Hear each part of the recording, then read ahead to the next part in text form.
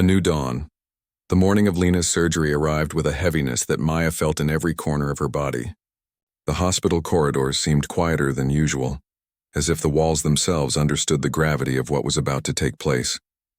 Nurses moved with solemn efficiency, their clipped instructions carrying an air of practiced calm.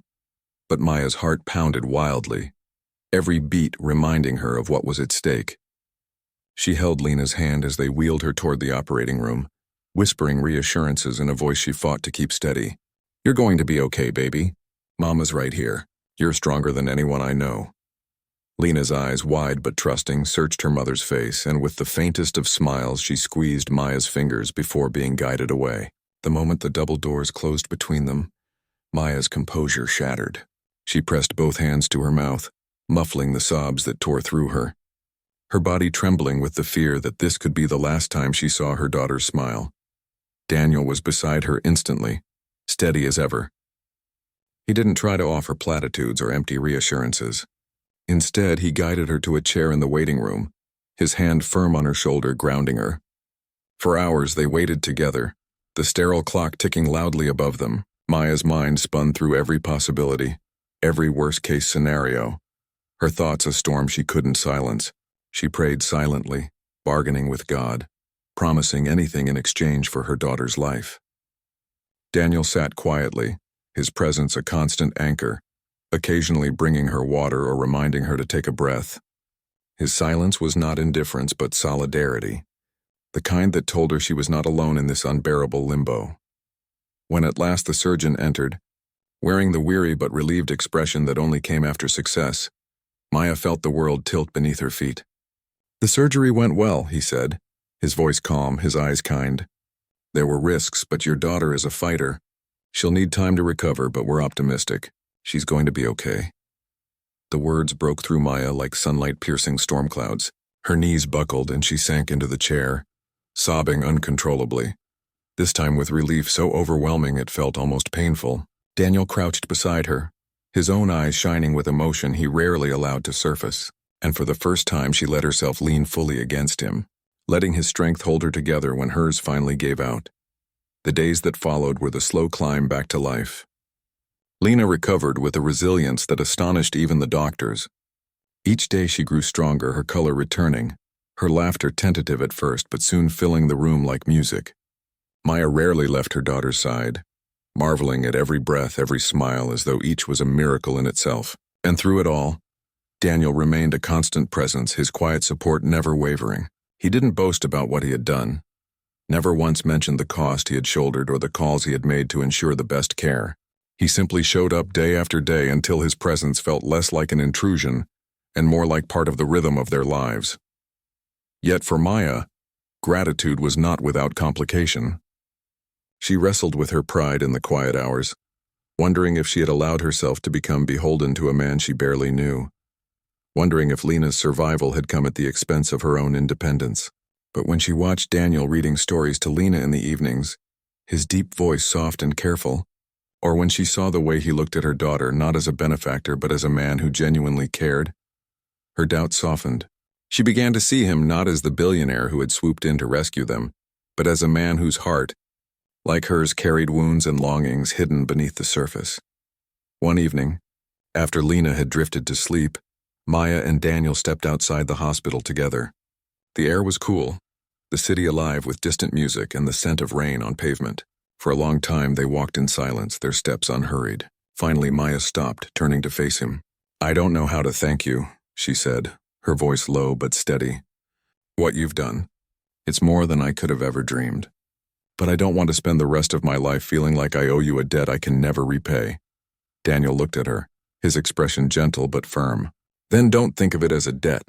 Think of it as a choice I made because it was the right thing to do. You don't owe me anything, Maya. Not gratitude, not loyalty, not even forgiveness for intruding into your life. All I ask is that you let yourself believe you deserve this, that Lena deserves this. Because you do." Her eyes filled with tears, not of sorrow but of something softer, something like release. For the first time in years, she allowed herself to believe that maybe life could hold something more than endless struggle, that perhaps goodness could arrive without condition. She nodded slowly, her lips trembling into a smile. "Maybe I can try," she whispered. Weeks later, when Lena was discharged from the hospital, Maya returned to the diner for her first shift back. The neon sign still sputtered, the counters still smelled of grease, and Greg was still standing behind the counter with his perpetual scowl. Nothing about the place had changed, but Maya had. She moved with a quiet confidence now, her shoulders straighter, her eyes brighter. She no longer carried herself like a woman waiting for the next blow to fall. She had weathered the storm, and though she bore the scars of it, she had also found a strength that could not be diminished. When Daniel came to visit that evening, slipping into a booth with his familiar quiet smile, the regulars looked on curiously, whispering about the well-dressed stranger who seemed too refined for the diner's cracked vinyl seats. But Maya only smiled as she poured his coffee, meeting his gaze with something unspoken that neither of them needed to name. It wasn't about wealth or charity anymore. It was about two lives that had collided in a storm. Two souls who had found in each other a reflection of their own hidden battles. And so, in the ordinary rhythm of clinking dishes and buzzing neon, Maya felt something extraordinary take root. Hope.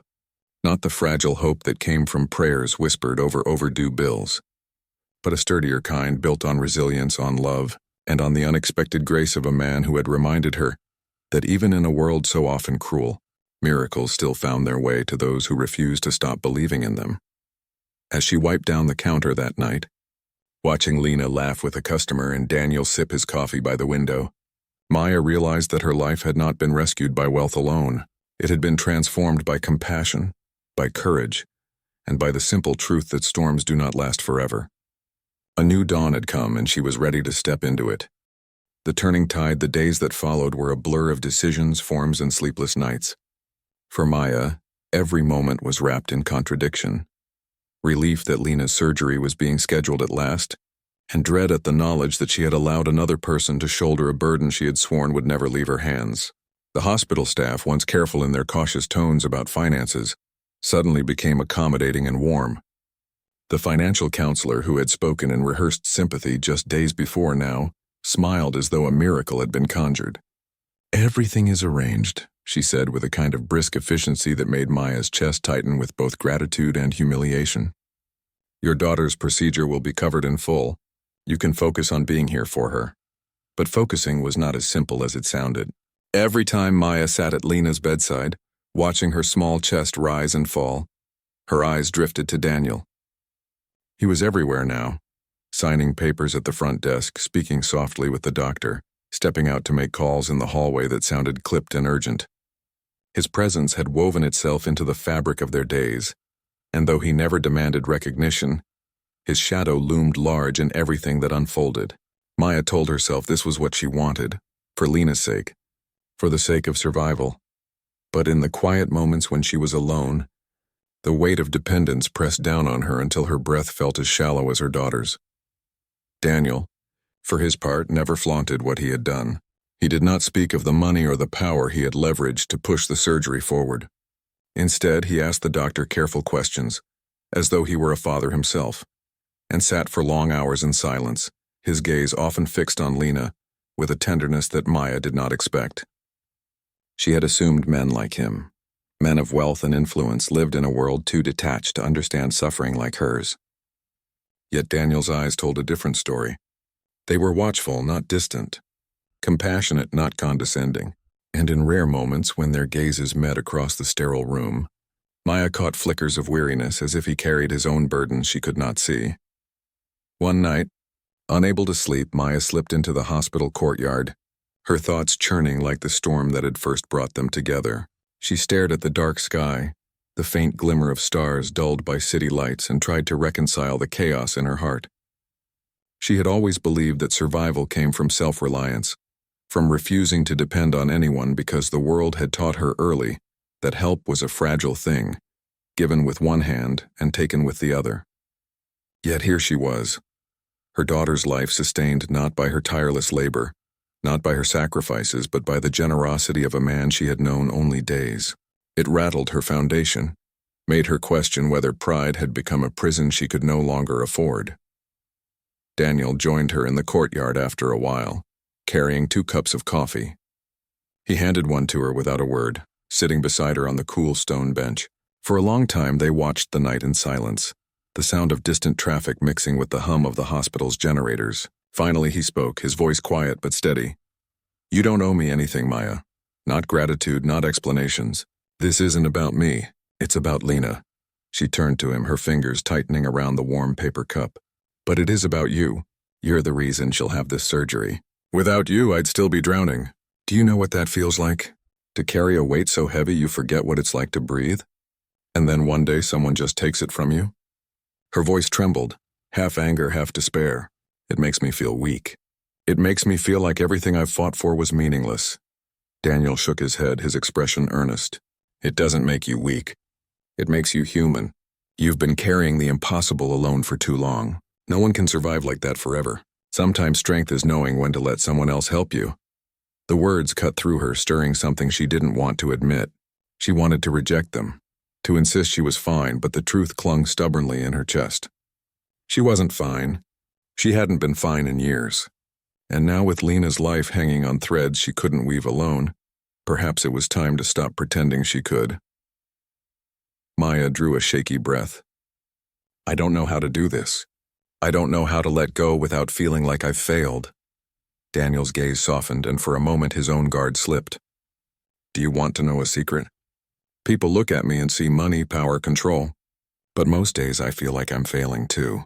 I've built walls so high that I forgot what it's like to let someone close. And yet, when I saw you in that rain chasing me down just to do the right thing, I realized maybe I'd been running from the wrong storms all along." Maya blinked, caught off guard by the vulnerability in his words. She had expected arrogance, entitlement, maybe even pity, but what she saw was a man stripped of pretense, admitting loneliness in a way that mirrored her own. For the first time, she wondered if their paths had crossed not by chance but by design, as though fate had orchestrated the storm to bring two weary souls into the same orbit. The days leading up to Lena's surgery were marked by tension and fragile hope. Maya lived in constant fear of what might go wrong, clinging to her daughter's hand as though her touch could anchor Lena to this world. But Daniel was always near, a steady presence that reminded her she wasn't fighting alone anymore. She still struggled with pride, still wrestled with the unease of being indebted, but slowly, almost reluctantly, she began to accept his support not as a transaction but as a partnership, two lives intertwined by circumstance and compassion. On the morning of the surgery, as nurses wheeled Lena toward the operating room, Maya felt her legs nearly give out. She wanted to follow, to tear down the sterile walls and never leave her child's side, but the staff gently insisted she wait. Daniel placed a hand on her shoulder, then firm and grounding. "She's strong," he said quietly. "And so are you. We'll get through this." For once, Maya didn't argue. She leaned into the steady weight of his hand and let herself believe, if only for that moment, that the tide had finally begun to turn. Revealing the truth, the third day in the hospital began like the others, with the restless shuffle of nurses and the low murmur of voices echoing through the corridors. But for Maya, the hours carried a heavier weight. She had not left the building since Lena was admitted, her world shrinking to the confines of the small room and the beeping monitor that tracked every beat of her daughter's fragile heart. Sleep came in fragments, an hour here, 20 minutes there, while worry filled every waking moment. Her body felt brittle, her mind stretched thin, and yet she refused to crumble. She told herself she had no choice. Mothers didn't get the luxury of collapse, not when their children's lives hung in the balance. She had tried everything she could think of. She had called distant relatives only to be met with apologies and silence. She had checked with charities and local churches, but the waiting lists were long and the paperwork endless. Even the sympathetic nurse at the desk admitted in hushed tones that most families in her situation ended up drowning in debt, forced to choose between survival and ruin. Maya had no illusions. She knew her situation wasn't special in the eyes of the system. She was just another mother with empty pockets and a sick child. Daniel, however, remained a constant. He returned each day without explanation, sitting quietly when she needed quiet, speaking gently when the silence grew too heavy. He brought her coffee once and a sandwich she didn't realize she needed until her stomach growled in betrayal. He didn't push or pry, but his presence lingered with a steadiness that unsettled her. She was used to people coming and going, promises made and broken, but Daniel stayed, and that constancy made her wary. On the evening of the third day, when the doctor reminded her again that time was running short for Lena's surgery, Maya broke down in a way she hadn't allowed herself to before. She stepped into the hospital courtyard, where the air was cooler and the hum of cicadas filled the dusky silence. And for the first time in years, she let the sobs shake her body. Her hands pressed to her face, shoulders trembling, as she cried for the unfairness of it all. For the bills she couldn't pay, for the child she might lose, for the world that punished decency and rewarded cruelty. When she finally lifted her face, swollen and damp, she found Daniel standing a few feet away.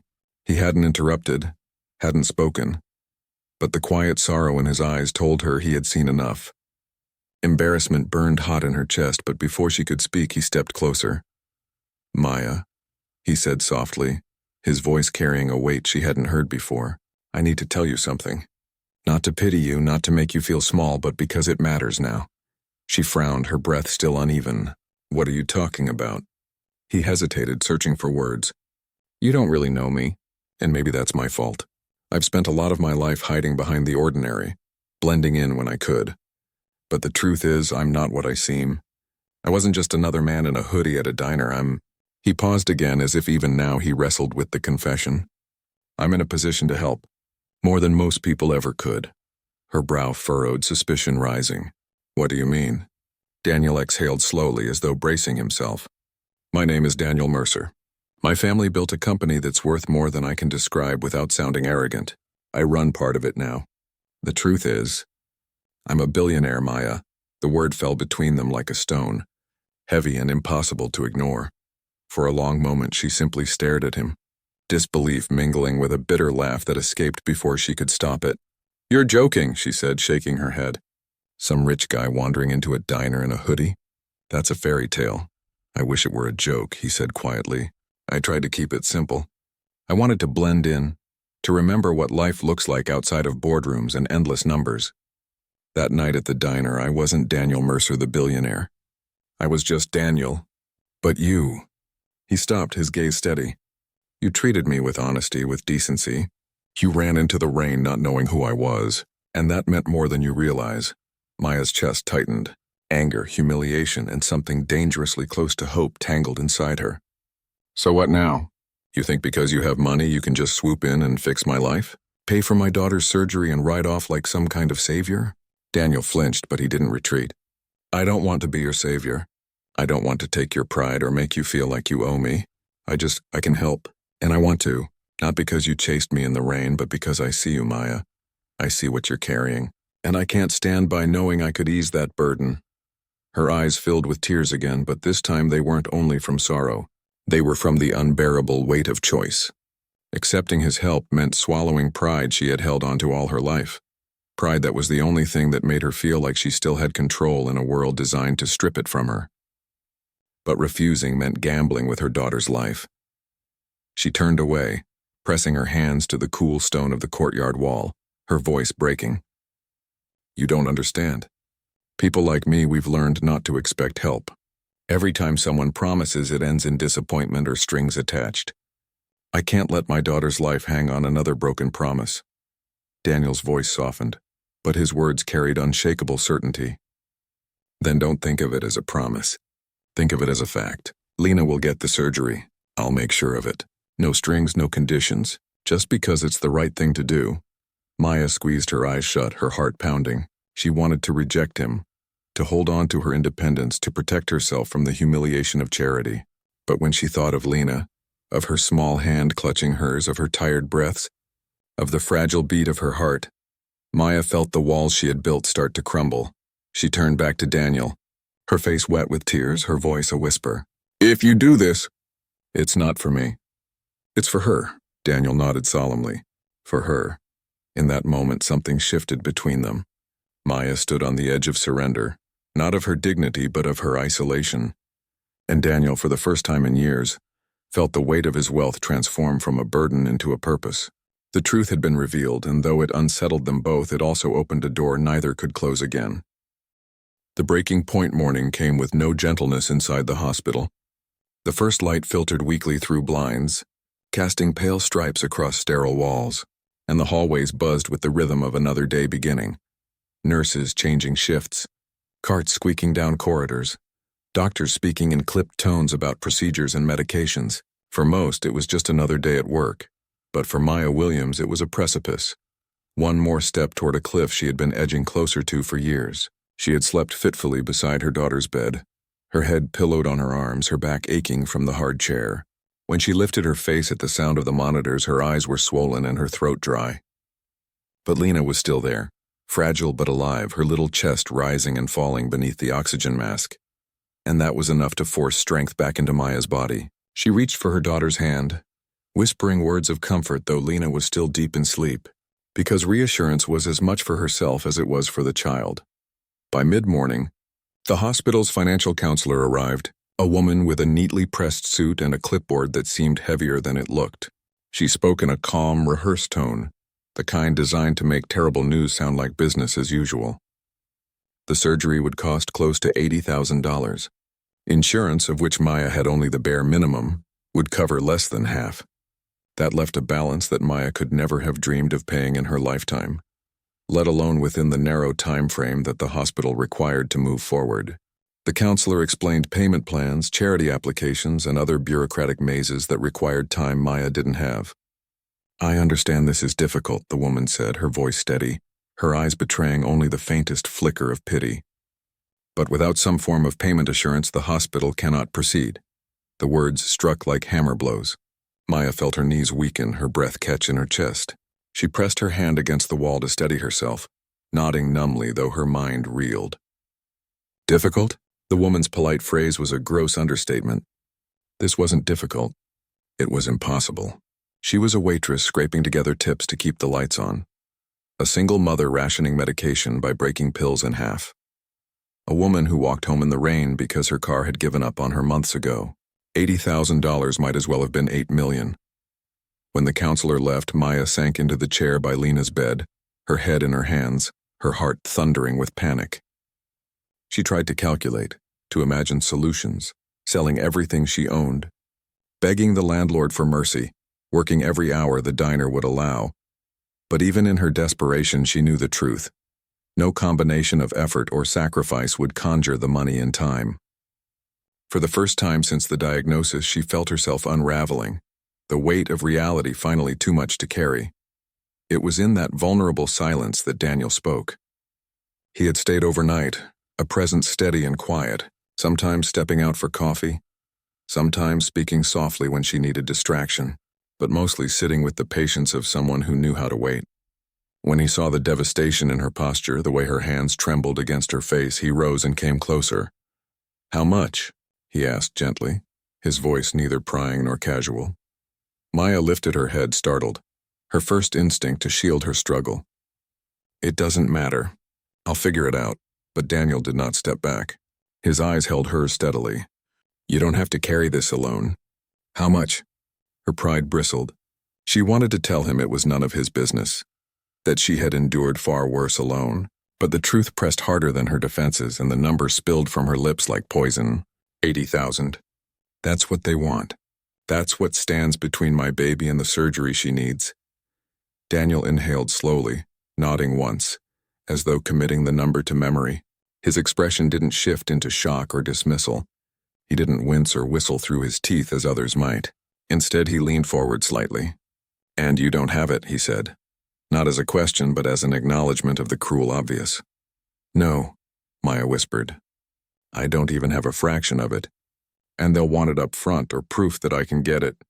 I don't know what to do." Her voice cracked on the last word, the confession costing her more than she cared to admit. Daniel was silent for a long moment. He looked at Lena, so small and pale against the sheets, and then back at Maya. There was a flicker in his expression as though he were weighing something heavy, something he was unaccustomed to revealing. Finally he spoke, his tone careful. "There are ways to get it, even when it feels impossible." Maya shook her head bitterly.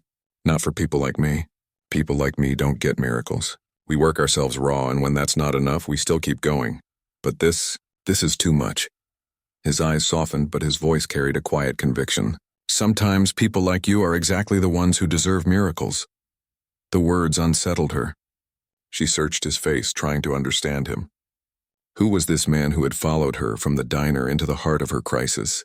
Who sat at her side without asking anything in return? who spoke with the calm assurance of someone who had seen more of the world than he admitted. She wanted to ask, but the questions tangled with exhaustion and fear, and in the end she only shook her head. "I can't depend on anyone else," she murmured. "Every time I've tried, it's ended in disappointment. So I learned not to ask, not to expect."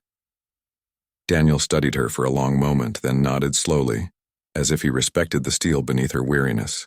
But even as he nodded, there was a flicker in his eyes, resolve unspoken, a decision forming that he did not yet share. The day stretched painfully, marked by Lena's fragile sleep and the relentless ticking of the clock. Maya stepped out briefly to call her manager, begging for extra shifts despite already being scheduled to exhaustion. Greg's response was cutting, his voice dripping with disdain. "Hospital bills aren't my problem, Maya. You already miss too much work. If you want to keep this job, you'll stop calling me with excuses." She hung up, her hands shaking, the phone slick with sweat. The humiliation burned, but beneath it was rage.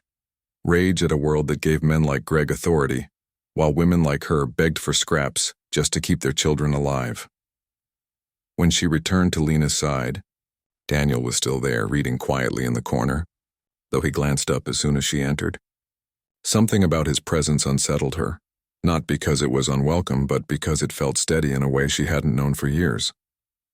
He didn't look at her like a charity case. He didn't fill the silence with empty platitudes. He was simply there, unshaken, as though he belonged in that room as much as she did. As night fell once again, Maya sat in the dim glow of the monitors, her daughter's hand clasped tightly in hers. Her body ached, her spirit wavered, but her love remained fierce, unyielding.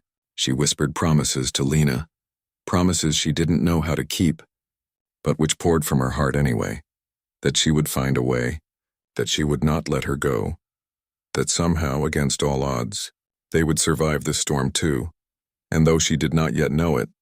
Across the room, Daniel had already begun planning. He had the means she could never imagine, the power to change everything with a single call, but he also knew that to her, dignity mattered as much as survival. He would need to move carefully, to offer help without crushing her pride, to give without making her feel owned. He watched her as she leaned against the bed, exhaustion pulling her down but love holding her upright, and he thought to himself that perhaps fate had chosen the right person to teach him what wealth could never buy. In that sterile hospital room, where hope and fear collided, Maya reached the breaking point of her strength. And in that same room, Daniel began to understand that her courage was the rarest treasure he had ever encountered. An unexpected return. The hospital was a place Maya both dreaded and depended on, a building that represented the fragile line between hope and despair. By the time she arrived at the Children's Heart Center, her chest burned from running, her breath shallow, her hands trembling so badly she nearly dropped her purse at the front desk. The fluorescent lights overhead flickered faintly, and the smell of antiseptic wrapped around her, sharp and merciless. Nurses in pale scrubs moved quickly, wheeling equipment, guiding worried parents, answering calls. To Maya, it all blurred into noise. She only heard one thing, Lena's name echoing in her ears, spoken moments earlier by a nurse over the phone. Her daughter, her little girl, was somewhere behind those double doors, her fragile heart fighting against odds that no child should ever have to face. The receptionist barely looked up before directing her down the corridor. Maya's shoes squeaked against the polished linoleum as she hurried past rooms filled with children connected to beeping machines. Each glimpse of a pale face, each sound of labored breathing drove the knife of fear deeper.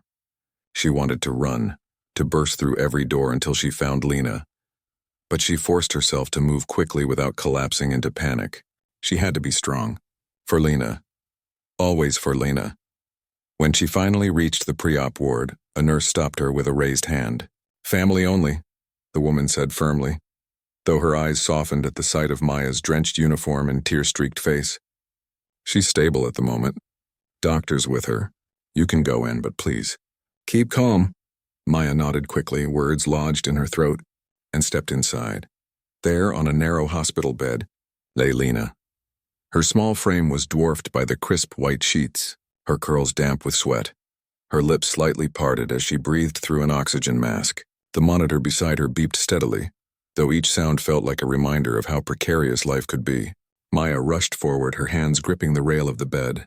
her eyes drinking in every detail as if memorizing her daughter's existence in case the unthinkable happened.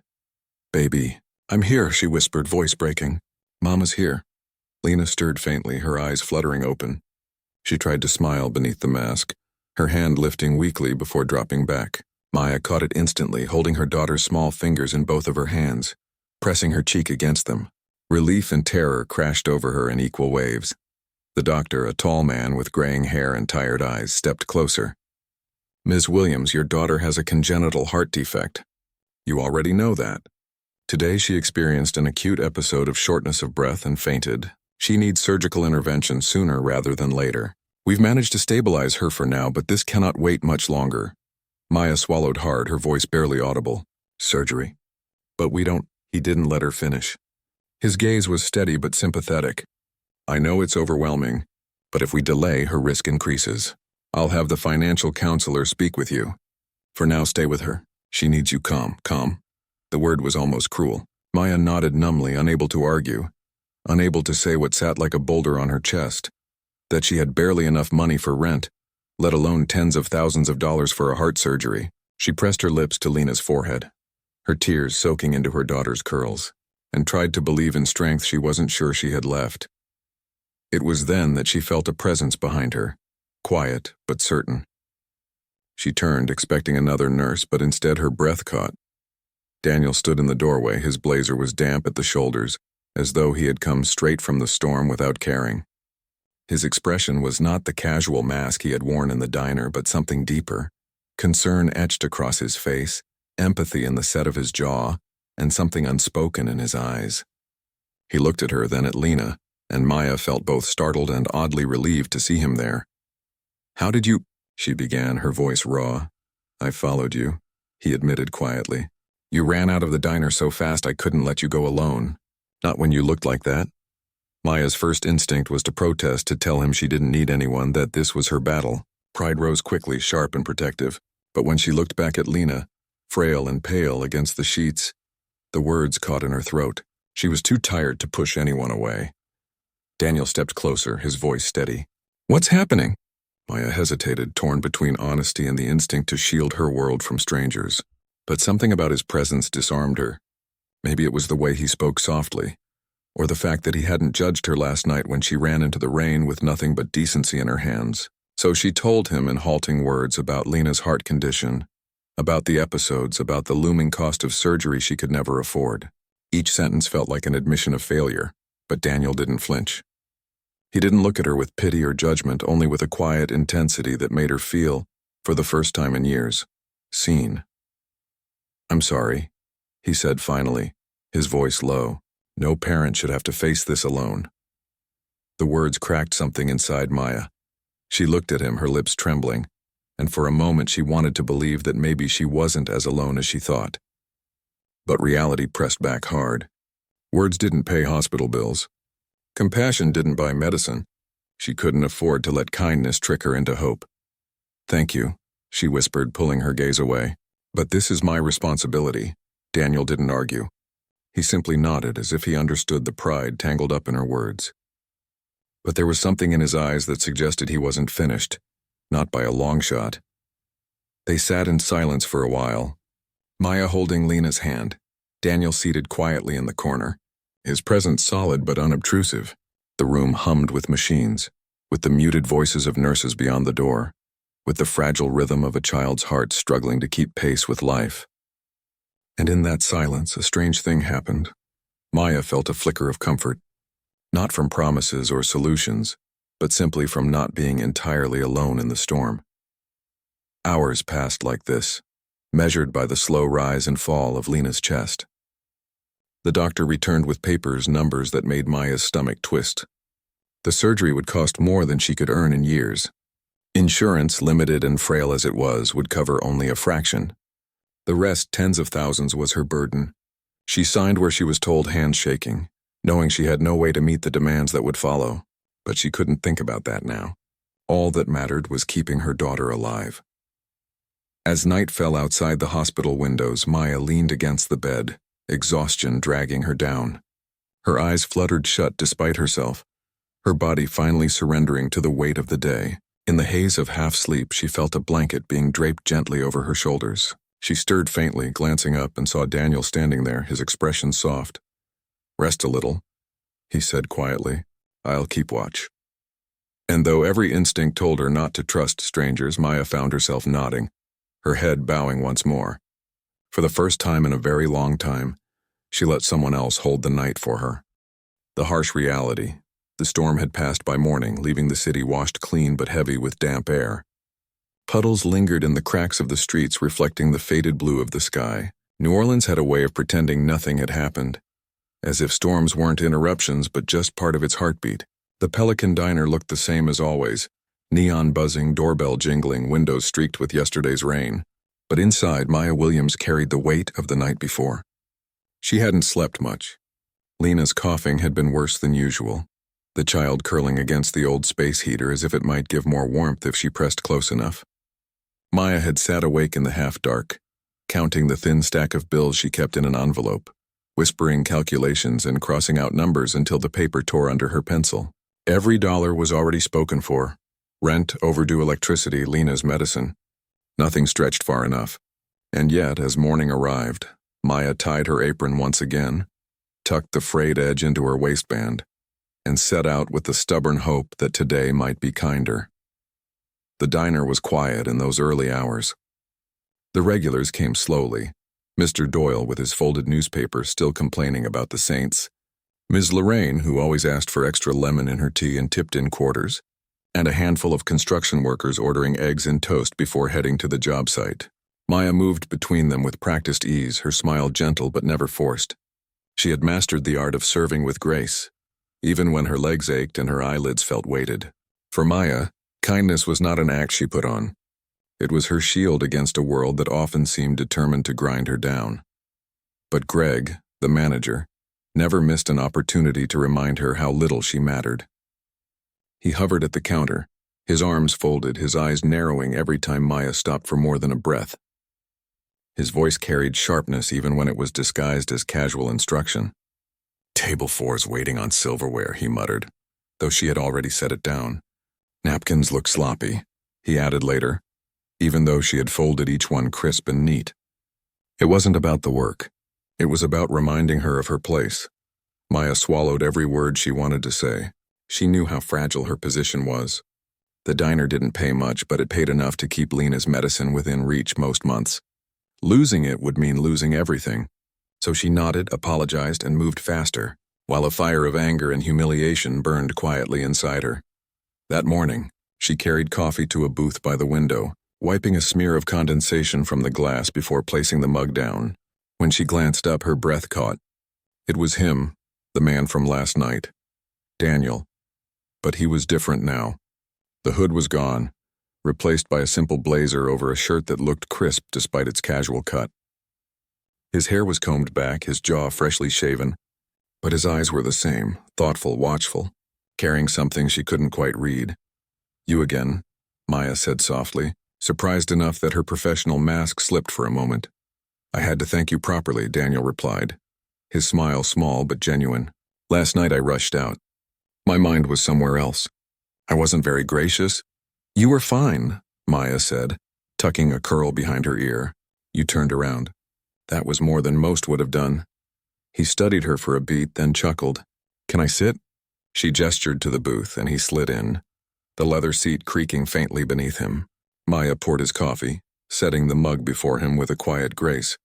And for the first time in a long while, she found herself sitting across from someone who seemed to see her. Not just the uniform or the tray in her hand. Their conversation unfolded slowly at first. Polite exchanges about the weather, the storm, how the city never seemed prepared no matter how many times it flooded. But soon it shifted into something deeper. Daniel asked questions not out of pity, but out of genuine interest. Where had she grown up? How long had she worked here? What kept her moving forward despite everything? And Maya, though she was cautious, found herself answering. She told him about Baton Rouge, where she had lived with her grandmother until her passing. She spoke of moving to New Orleans for opportunity, only to find that opportunity was scarce when you were a single black mother without a degree. She admitted she worked double shifts to keep a roof over Lena's head, that she hadn't taken a day for herself in years. Daniel listened, not the way most men did, nodding absent-mindedly while their eyes drifted elsewhere, but truly listened. His gaze held steady, his questions gentle, his silence respectful. When she paused, he didn't rush to fill the space. He let her breathe, as if her words deserved room to exist. "I don't meet many people like you," he said quietly after she finished. "And I don't meet many people who bother to say thank you twice," she replied, half smiling. There was warmth between them then, a fragile thread woven in the simplest exchange, but it didn't last. A shadow fell across the booth and Maya's body stiffened instantly. Greg stood there, his mouth set in its usual tight line. He gave Daniel a smile that was stiff and unconvincing, then turned his attention to Maya. "You on break?" His tone was flat, but the warning beneath it was clear. Maya shook her head. "No, I was just, you can talk after hours." "Get back to the floor!" Heat rushed to her face. Daniel looked between them, his brow furrowing. "I hope I didn't get you in trouble." "You didn't," Maya said quickly, rising to her feet. "I did." Greg's eyes followed her as she moved away, and Maya felt the weight of humiliation pressing down harder than the storm had the night before. But she kept walking because she always did. An hour later, as she restocked napkins behind the counter, her phone buzzed. She glanced at the screen and felt her stomach drop. The number flashing was one she prayed never to see during her shifts, Children's Heart Center. Her hands shook as she answered, stepping outside into the humid air. "Yes, this is Maya," she said, voice trembling. A nurse's voice filled her ear, clipped but urgent. "Your daughter collapsed at school. Shortness of breath. We're rushing her into pre-op evaluation. You need to come now." The world blurred. The pavement seemed to tilt beneath her feet. And then, as if summoned by fate, Daniel appeared again. He had just exited the diner and saw the terror etched into her face. He crossed the sidewalk quickly. "What's wrong?" he asked, his voice urgent but steady. "My daughter," Maya choked out. "She's in the hospital. She has a heart condition. I have to go." The weight of the words hung heavy in the air, pulling the world into a silence so deep Maya could hear her own ragged breathing. In that moment, she wasn't just a waitress clutching a cracked phone outside a diner. She was a mother standing on the edge of a nightmare, and everything she had fought so hard to hold together threatened to unravel at once. 3 GBSRG, the diner at the edge of town. The Pelican Diner sat at the corner of Jefferson and Canal, where the cracked pavement met a line of flickering street lamps that hadn't been changed since last winter. The neon sign, bent from a hurricane years ago, still buzzed faintly, the P sputtering so that most nights it read Pelican Diner. It was the kind of place where truckers stopped for black coffee at 2 in the morning, where tired nurses came after 12-hour shifts, and where the same 6 locals sat every evening at the counter to grumble about politics, weather, or how the Saints had played last Sunday. For Maya Williams, the diner wasn't just a workplace, it was survival. She tied her apron tighter as she leaned against the stainless steel counter, willing herself not to look at the clock again. A double shift had dragged into its 10th hour. The smell of frying oil clung to her uniform. Her sneakers squeaked faintly when she moved, damp from a leak near the kitchen that the manager never fixed. But Maya smiled anyway, at customers, at the tired dishwasher humming off-key, even at the stingy regulars who never tipped more than $1, because she had to. Her daughter Lena needed her to. The thought of Lena, 7 years old, slight as a bird, curls pressed against her cheek as she slept, was the fuel that kept Maya upright. At home, the bills stacked higher than she dared to admit. Rent was late again. The light company had sent a final notice, and Lena's medication, the one that eased her shortness of breath at night, had nearly run out. Maya counted pills like gold coins, whispering prayers over each one as though they might multiply if she begged hard enough. But none of that showed on her face as she carried a tray of pie slices to table 7. Her smile was real because it had to be. Customers didn't pay for her exhaustion. They paid for service with a side of warmth. The storm rolls in. That evening, the rain started suddenly, the way Louisiana weather often did. One moment muggy and still, the next rattling the diner windows like fists. The sky had opened without warning, releasing sheets of water that hammered the parking lot. Lightning split the dark, throwing silver light across puddles that grew into miniature rivers. Inside, the diner felt even warmer by contrast. The air smelled of bacon grease and wet coats. People drew their jackets closer, muttering about the storm. Maya wiped down tables and tried not to think about how she'd have to walk home in it. Since her old Chevy refused to start that morning, she had just finished refilling a coffee when she saw him. At first, he was just another customer leaving. Tall, shoulders slightly hunched, gray hoodie pulled low. He moved quickly, head down as though he didn't want anyone to notice him. The kind of man who might leave without being remembered. But when Maya went to clear his booth, she noticed the wallet. It lay against the vinyl seat, heavy-looking dark leather, edges damp from his wet jacket. She froze. The diner hummed around her. Voices, the hiss of the fryer, the storm outside, but Maya's eyes fixed on the wallet. For a brief, dangerous second, her heart whispered, what if? What if it held enough cash to cover Lena's medicine? What if it was a gift from fate? A crack of mercy in an otherwise merciless world? Her fingers trembled as she picked it up. It was thick, weighted, bulging slightly. But almost as quickly, another thought cut through. Lena's face, eyes wide, asking, Mama, we always do the right thing, right?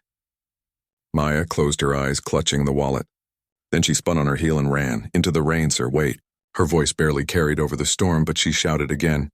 Sir, your wallet! Her sneakers slapped against the pavement as she burst out of the diner. The rain hit her like a wall, cold, soaking instantly through her uniform, flattening her curls against her cheeks. She gasped at the chill but kept running. The wallet clutched to her chest like a lifeline.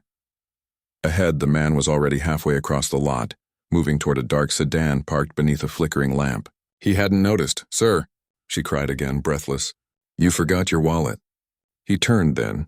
The hood slipped back slightly, and for the first time she saw his face. Raindrops streaked down sharp cheekbones, a jaw dusted with stubble, eyes that flickered with surprise before softening. He looked at her, not just at the wallet, not at her uniform, but at her. You dropped this, Maya said, extending the wallet with shaking fingers. Her chest heaved from the run, breath fogging in the cold air. For a moment, silence stretched between them, broken only by the drumming rain. He reached out and took the wallet gently, his touch careful. I didn't even realize. His voice was low, almost apologetic. You chased me through all this? Maya gave a weak laugh, rainwater dripping from her chin. Didn't want you thinking we don't have decent folks around here. Something flickered in his eyes, something unreadable. He glanced at the wallet, then back at her. Most people wouldn't have bothered. Not in a storm like this? I'm not most people, Maya said softly, and I don't do this for tips. For the first time, he smiled, just a little, but enough to transform his face from shadowed to almost luminous. He nodded. Daniel, he said finally. Thank you, Miss Maya Williams. There was a pause, almost delicate, before he gave her a grateful nod and turned into the rain, moving like a shadow swallowed by the storm. Maya stood there for a moment, heart pounding, rain plastering her uniform to her skin. Then with a shiver, she turned back toward the diner, back inside. The warmth hit her instantly, grease and chatter, the hiss of coffee pots. But so did something colder, Greg, the manager. He stood waiting, arms crossed, face red, mouth twisted into a scowl. You got some damn nerve, Maya. His voice cut through the diner noise. Conversations faltered. Eyes turned, she froze. You think you can just run off during service? Customers waiting, tables dirty, and you're out chasing strangers in the rain? Maya's throat tightened. I'm sorry. He forgot his wallet. I thought, the right thing? Greg's laugh was cruel. You want to play hero in the middle of a shift? You think he's gonna come back and rescue you? Black girl does a good deed for a white man and boom, life changes. The diner went silent. The words hung heavy, sharp. Maya's eyes shimmered, but she forced her voice steady. I just thought it was right. You're not paid to be noble, Greg snapped. You're paid to serve tables. Try that next time. You're lucky we're short-staffed. Clock back in, wipe table 4, and try not to embarrass yourself again. Her fists clenched at her sides. She bit her lip hard enough to taste blood. Yes, sir, she whispered. She turned away, hands trembling, heart hammering. The night after, by the time Maya finished her shift, the rain had eased to a mist. She walked home in damp sneakers, the streets shining with reflected neon. Each step felt heavier than the last. Her apartment was small, 2 rooms, peeling paint, a heater that worked only when it felt like it. But inside, Lena slept curled beneath a blanket, her breath soft but uneven. Maya pressed a kiss to her forehead, heart twisting at the faint wheeze. Bills waited on the counter. An overdue notice from the landlord glared up at her. She sat on the couch, head in her hands, and let silent tears fall. Not because of Greg, not because of the storm, but because of the endless weight pressing her life into corners too tight to breathe. But in the quiet, she whispered the words she always did. "We'll make it, baby. Somehow we'll make it."